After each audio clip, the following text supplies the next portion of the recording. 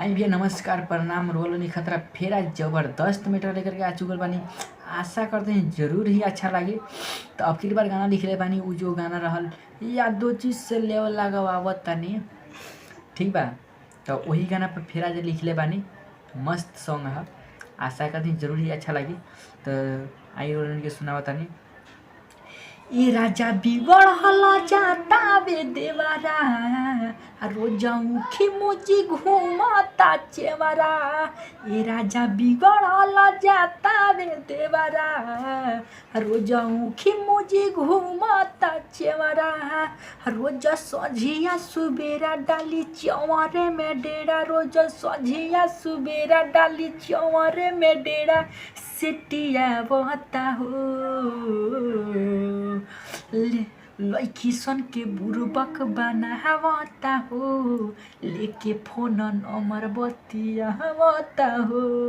लड़की सन के बुरबक बनावता हो, लेके फोन नंबर बतियावता हो आवता हो।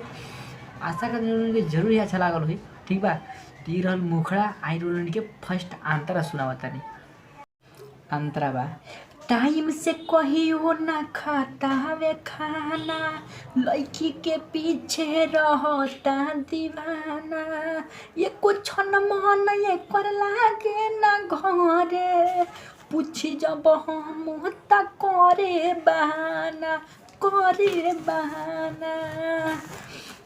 टाइम से कहियो ना खाता वे खाना, लड़की के पीछे रहता दीवाना।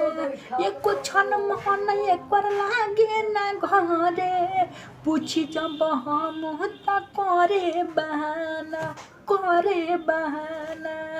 आ जागी सारी सारी रात रोज करता वे बात पागला बताहू। लड़की सन के बुरबक बनावता हो, लेके फोन नंबर बतियावता हो। लड़की सन के बुरबक बनावता हो, लेके फोन नंबर बतियावता हो आवता हो। तो फर्स्ट अंतरा ठीक बा।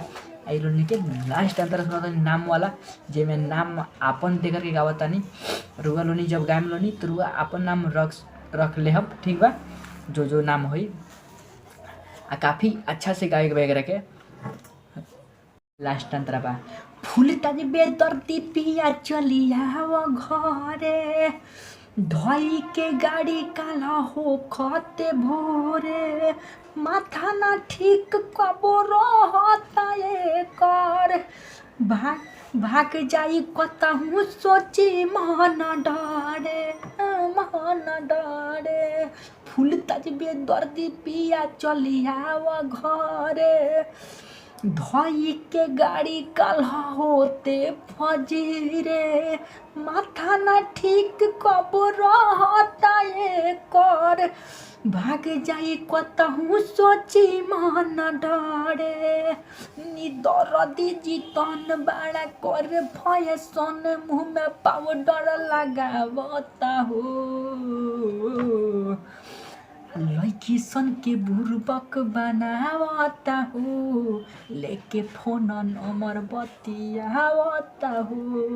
लड़की सन के बुरबक बनावता हो, लेके फोन नंबर बतियावता हो आवता हो। तो ये रहा लास्ट अंतरा। आशा करते हैं जरूर अच्छा लागल है। तो अच्छा लागल है तो प्लीज़ एक ठो लाइक कर दिया भाई। गाना लिखे मेहनत लगल यार, एक ठो लाइक कर दी हलो। कमेंट बॉक्स में जरूर बताई हलो नहीं कि गाना कैसन बा ठीक बा। ऐसा ऐसा गाना रोल नहीं खाते चैनल पे आते ही रही। तो यदि नहीं चैनल यदि सब्सक्राइब नहीं कैले तो प्लीज़ चैनल के सब्सक्राइब भी कर ली, ताकि और के पास में जो भी गाना छोड़ी सबसे पहले पहुँचो।